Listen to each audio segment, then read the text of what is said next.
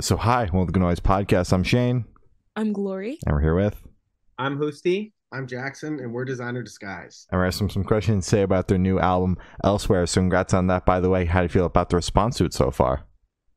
It's been wonderful. There's been some reviews out there, and people have been picking out like little lyrics and stuff that really meant a lot to us, and to see that they mean a lot to other people means a lot. There's like one, the things we want to run from are those we can't escape, and that one, whenever I sing it, it really hits me. And somebody in a review was like, "It hit my soul," and I was like, "Yes." That's the point, yes. Hell yeah. Yes, and we had a really amazing home show at the High Dive in Seattle that was just packed, and then we've had two shows since then on the tour we're on. That's where we're sitting in the ground in a room, um, and like three out of three of the shows have been packed, and like it's really hype, and it's been extremely fun. There's like a lot of people at the shows that found us from TikTok and haven't heard all of our original music, and can tell they're really connecting with us as artists beyond the cover, and that feels really cool. That's awesome, and the record slaps, and I'm glad that people are like connecting with you outside of that cover because I saw that on TikTok, and then your publicist emailed, and I was like, that's the Get Low band. It is. That's awesome. Love it. Yeah, it's been a lot of fun. We play that at the end of the set, but it's been really cool to see people be like surprised and excited about all the other stuff, because there's been a lot of like, I didn't know what to expect, people who didn't know us, and then people who only know us from that, and they're like, you guys are like really good. That's always like a fun thing to hear. Sometimes people are like, oh, you're like a real band, and like we are. Oof. Yeah. No, I mean, there's just so many people out there who are like musicians, who are like, yeah, I'm in a band, and then you go and check them out, and it's not always what you expect. And Yeah, so hmm people have gotten kind of used to that with everybody being a DJ and stuff, and so it's nice to have that connection with the original music. hell yeah. Absolutely. Mhm. So is there any meaning behind the album title or cover art? Yeah, big time actually. So the album is a concept album. We nerded out really hard during the pandemic because there wasn't much else we could do in terms of going out and playing, because we weren't. hmm And so we made a concept album that has an entire story. And Elsewhere is actually a planet in the universe, that the main character is from. And the art itself is, excuse me, a different place, that they go in the song, in the Hollow. It's the Hollow, and that's actually like the altar of the Flame, capital the Flame. It's a fabled power, that was long thought to not be in existence, but they went after it and they found All right. So cool. Wait, it. so it's a concept album. Obviously, you just said that. Are you planning on expanding on that story at all? Are you planning on doing like a book or just continuing the story with more singles, EP, album? Like, are you planning on doing anything more with that? So I think we sort of talked about it as a band. We're ready to move on for now, but not in a Okay. way that the door is closed. We're all, I mean, we've done a ton of the legwork to, like, basically we've outlined a book or a movie. Yeah. And Josh, one of our members who's not on tour with us because of health stuff, he was like, I think I might write a book, and I was like, go off, dude, like do it. And I think what we learned from this experience is to really have the visuals match your story. It's expensive. It's Yeah. really Yes. expensive, and we invested in ourselves. But when we do it again, we want to have a lot more of a budget behind us, because we overextended. Mm. But we did, like, if you've seen some of the videos, they're very sci-fi, and we did the dang thing. But there's a lot of room for expansion upon the story, because it really is like a book one or a movie one of that story that we delved into. Completely agree. Hell I'm yeah. very excited to see whatever you guys choose to do in the future. Absolutely. Yeah. So can you tell us a little bit about your writing process for this album? Yeah. We so like I said, we were about to go on tour for our EP, Nowhere. And like literally the day we were gonna leave, everything got locked down, and we were like, well, we're not going. And that was a big bummer. We had all the merch, still have most of the merch, not as much after this tour, That's good. Good. which is great. But it was I mean, we really nerded out and delved into what the story was going to be, but a big part of it that is not that is difficult, but not in a bad way, is that we're an eclectic group of musicians that have a lot of backgrounds, and so we tried really hard to have those things show in the creation of it. I created some instrumentals. Josh created a bunch of instrumentals on his own, and then we sort of came together and the knowing what the story was and the characters and the plot and who we are as musicians, we injected those things in there. Husti is like the screamer and rapper, but also sings. Mm-hmm. And I also sing and scream and now rap on the album. We both wanted to do everything. Um, and it it was it was a lot of fun. We feel like we really went into all we didn't say no to anything almost. We like tried everything and had a lot of fun with it. And I feel like it really helped us sort of find who we are or start to hone in on exactly what we are as a group. We've been a group for a while now, since 2015, but there's been a lot of changes, and we've only solidified like this group since like 2018, right? Who's the Yeah.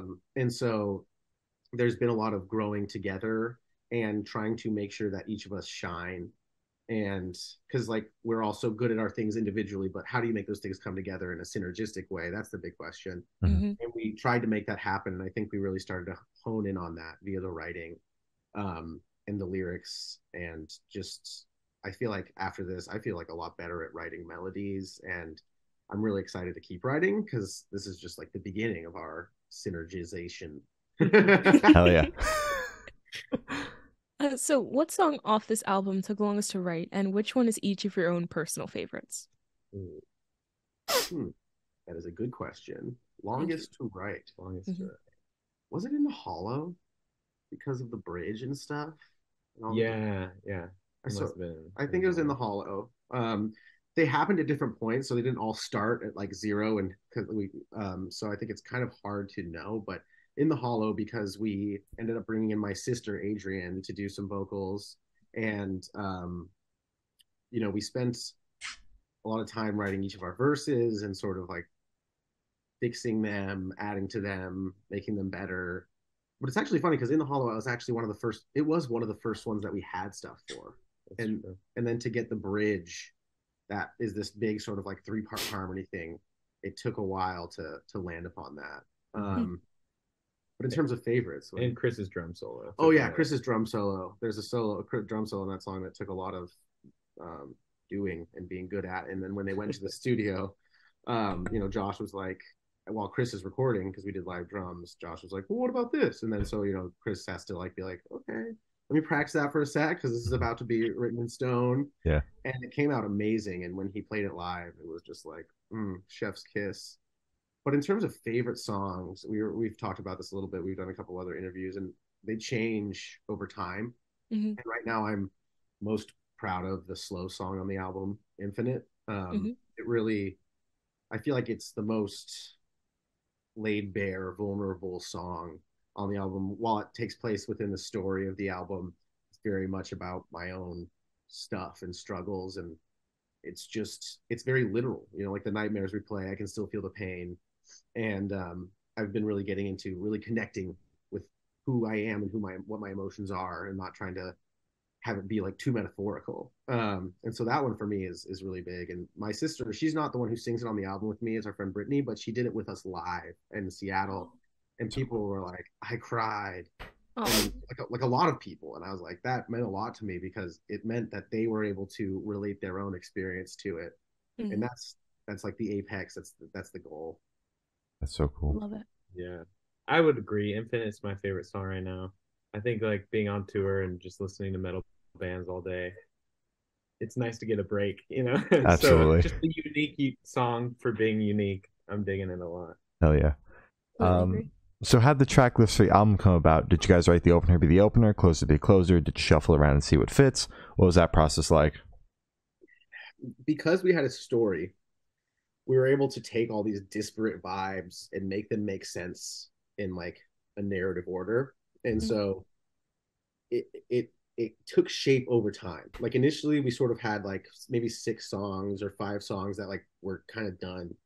And we're like, how does this fit? How do these fit into the story that we've created? This overarching, like, there's a flame and a prophecy, and they follow the prophecy. And so over time we sequenced it um, to make sense with Kai leaving Elswaer and going to the Hollow. Mm-hmm. And so like Risen is this like really heavy track that's about the bad guy coming home, Vither, after like coming back to like his crowds of people. Sort of think like when Darth Vader comes back onto the Death Star and there's just ranks of stormtroopers. He's like, we just had a great victory. And we are like, well, when does that make sense? And it's like, well, that makes sense after every day because there was a battle at the end of that.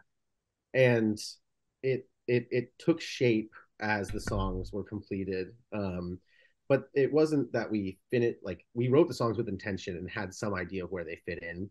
But by the end, it was like, oh yeah, this narratively makes sense, and it is chronological, except for Destroyer and Abandoned Ship happen at the same time. Okay.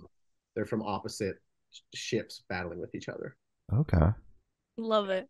I love when bands get all nerdy and they just make a whole like storyline with all these little characters, and just like it makes me so happy to see just how excited you are to just talk about it and explain like all of the storylines.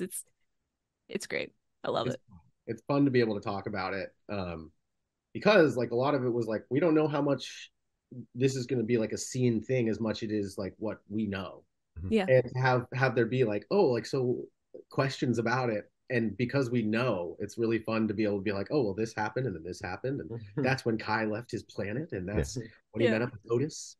And I'm glad that you guys are like so open about it, because some bands that we interview that like do the concept record, they're like, we're like, you got to go listen to it and like find out the meaning. It's like, no, just like tell me the baseline story and then I'll go figure it out from there.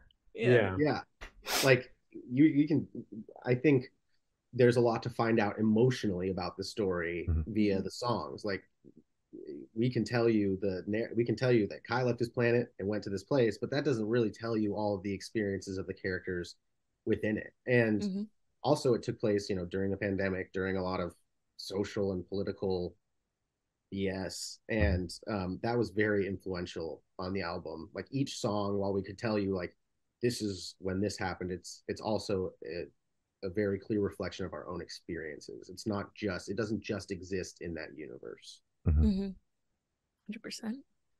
So you kind of already touched on it a little bit right now, but if you could go a bit more in depth, that'd be awesome. Would you be able to tell us where your headspace is at while you're creating this record? Yeah.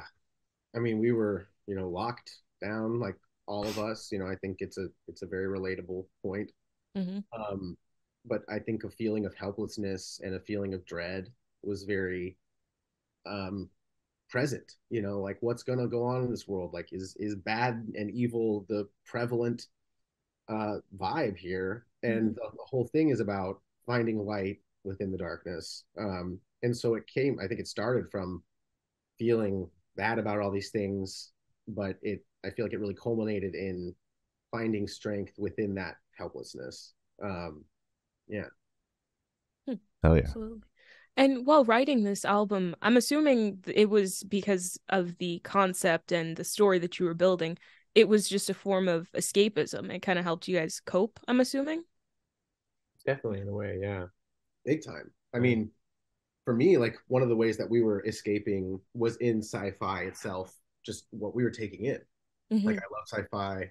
We love sci-fi. We love movies. We love horror. And we were watching tons and tons and reading fantasy and stuff, and we were like, we want to do it too. We want to create our own worlds, and it was definitely escapist in that way. We're not like in touch with what's happening, but it allowed us to, I think, sort of digest the experience we were going through in a way that wasn't just like, how do I deal with this? It was like, this is how I deal with this. I'm writing about the story. I'm writing about my story within this crazy reality and putting it to something that makes me feel like I have a little bit more control and more intention in my existence within this weird reality that we were living in. Oh yeah. Love it. So how do you recommend your fans to listen to this album for the first time? Should they do it in the car with friends, in the dark with headphones on? Is it a workout album, party album? What do you personally recommend? I think it's a start on your own, maybe, and if it ends up on your workout playlist, that's pretty fucking sweet. Yeah, I agree with that. Yeah. I would recommend listening to it in the dark with headphones and trying to visualize whatever you take from what you're hearing. Like I remember when I would know that some album is a concept album, like My Chemical Romance, The Black Parade. Like I didn't go online and read what it was about. I just knew it was a concept album and took from it what I thought was happening, and that was a very rewarding experience. Then you find out that you were wrong or your experience was different. And I think it's cool to know, like, what is this? What does these nuggets of sound tell me? And what do I glean from it? But then there's certainly workout songs on there. There's no doubt. Absolutely. 100%. Yeah. So this one should be super, super quick. Off the top of your heads, I want you guys to describe this album for new listeners in 3 words. 3 words each. No more, no less. Okay. Ooh. That's tough. Sci-fi, Mhm. heavy Mhm. feelings. Damn, perfect. Okay. Can't repeat any of the previously said words. You can use like one. Okay, I'm gonna go sci-fi for Okay. sure. Okay. I'm gonna say sci-fi, adventure, and expressive. Damn, That's perfect as well. Oh, Love yeah. it. So in that same train of thought, is there a certain feeling or emotion you want listeners to have while going through the album? I think inspired, but like it's definitely light in the darkness vibes. It's like taking all of the good with the bad, but letting the good win, even when the bad feels big. I love that. He's like, you nailed it, dude. Speechless. So what is your favorite memory that you made while creating this record? Oh, well, honestly, I think it was building the spaceship set for Stardust. That was the most recent video we put out. And for Abandoned Ship and Destroyer, we went to LA and worked on sets, and that was incredible. But I'd be lying if I didn't say that it was one of the most difficult experiences ever. Oh, Just because it was so much work. It was coordinating people from different states to or 2 locations, and we did it, but I look back and I'm like, I was so stressed. But when we were at our friend Ian Ratu's property where he lives, and I was with Hoosty and Ian, and I was like, how do we build a spaceship? Like, how do we make what is now just an empty barn into Kai flying home? And we did it. We cut the good guy symbol or the Nova Children symbol. Like Ian had this metal cutting machine and he like cut it in the metal. It was just very cool. It felt like kids playing make believe on like a really high level. yeah. A high budget. Yeah. Yes. So picture this. You guys are, well, you don't have to picture it. You're currently on tour. You're at a gas station for a rest stop. What's the go-to snack, Ben? I just got a massive bag of sunflower seeds. I've been enjoying that a lot. Hell The yeah. dill flavored one. Yeah. I was just about to ask what flavor. You said the right one. Good pick. Yeah, those are good. Yeah. I've been eating corn dogs and I take risks. Corn dogs, the ones on the little spinny thing? The infinite corn dogs? Not an infinite corn dog, just a corn dog on a stick, in the little freaking like heating thing where you open up a thing. It's risky, but it does something, it gets the job done. You're going to do that on tour when you don't have like a disposable 24/7 bathroom on hand. You're just going to take that risk. It's a good thing you have one tonight. Oh yeah, we're throwing caution to the wind for certain. That's crazy. Live life on the edge. I love Gas it. station hot dog. That's insane. Oh my god. Yeah, no, I literally got one yesterday, and somebody was like, "Was it you, Hoosty?" He's like, "Oh, you're living life on the edge," and I was like, "Damn right, man." I'm just hungry, man. Yeah, exactly. So on the topic of food, if the band was a dish, what dish would the band be and why? Oh wow, that's a good question. Thank you. I think honestly, like one of my favorite foods and what we're gonna eat tonight is tacos. But I love tacos because you have the taco shell and it's kind of up to you what you put in it. and we do that with music. It's like we decide what we want to be in our taco that day, and whether it's a chicken taco with sour cream or a breakfast taco or a potato taco, you can do so many different things with it. And we're definitely a dynamic group. So tacos. Tacos. Oh yeah. Perfect. All right. I would say we are ramen. Because Okay. it's Ooh. nice and warm and embracing, and we love each other so much. Okay. Oh. All right, that's nice. So for the last couple questions, we're going to shift completely away from music and go straight to death row. Boom. So if you're on death row, what would your last meal be with a drink? Probably like a really, really good sandwich. Mhm. Really good sandwich. We just had a really good sandwich. It might be that sandwich. It's a Caesar salad sandwich, which is like turkey and romaine with like Caesar dressing with the Parmesan cheese in it on toasted ciabatta. Oh. And then I'd probably get some like really good juice, just a good juice. One of those tropical juices that's like pineapple and all the other ones. Oh yeah. All right. That is like a god tier meal. I'm sitting over here thinking about what I'm going to eat after this interview because I'm hungry right now. Yeah. And now you've really got me thinking. Go get you some. Get some of that juice. Yeah. Yeah.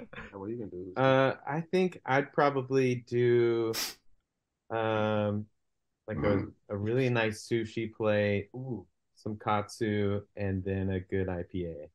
Ooh, that's also god tier. I love sushi. I like sushi. So if you could live in one fictional world for a week, where would you live? Ooh. Pandora from Avatar. Mm-hmm. With the That'd be water cool. people. Yeah. I would love That'd be that. awesome. Oh, you've seen the new one, The Water People. I've seen it 3 times. 3 times? Bro, I haven't seen it once. So I'm assuming it's good. I've seen it 3 times in the regular, just normal with the variable frame rate, then once with variable frame rate and 3D, and then once in IMAX with variable frame rate and 3D. Yeah. Which one was the best showing? Honestly, the IMAX wasn't turned up loud enough, and I was pissed because it didn't rumble my booty like I wanted it to. Like that's how I know that I'm just in there. If I'm like feeling it in my butt, that's enough. It's honestly, completely immersive. Yeah, like I love the 3D, but like I kind of hate wearing the glasses. So like I think if I could watch it in regular IMAX, that would be perfect. That'd be awesome. You can't top that, by the way. Dude, I would live in the Shire. Oh, word. It would be chill. I'd just get old and smoke a pipe and a long bottom leaf. Yeah. Awesome. All right. 11 meals a day, can't beat it. Yeah. Second breakfast, baby. Amazing. So I have the honor of asking the last question, and every single person we've spoken to has said that it is the most important question. Yeah. What's your favorite color? We literally had this question yesterday. Sorry. Oh. No. From it just in the car. Oh, okay. I was like, my bad. I was like, fuck, who's stealing our question? Yeah, no, you're all good. We were just a very creative question. Yeah, no, it's a good question. But purple. I love purple. Oh. Yeah. I also like purple. Oh, twins. Look at that. All right. Question. So as I said, that's all the questions we have today. Is there anything that you guys like to plug? Well, the album is out now. We did do a full version of Get Low. That's coming out on February 24th. And then the beginning of March, there's like a dubstep rhythm remix of Get Low coming out as well. And it's our friend Overthinker, our friend Vinny. He's an incredible producer. Not enough people know him. And so we really are excited for the full version because it has a stanky breakdown. And then for the remix because it just makes me want to dance. Hell yeah. Hell yeah. All right. Well, thank you for silence, guys. It's been Designer Disguise, and we have been the Good Noise Podcast.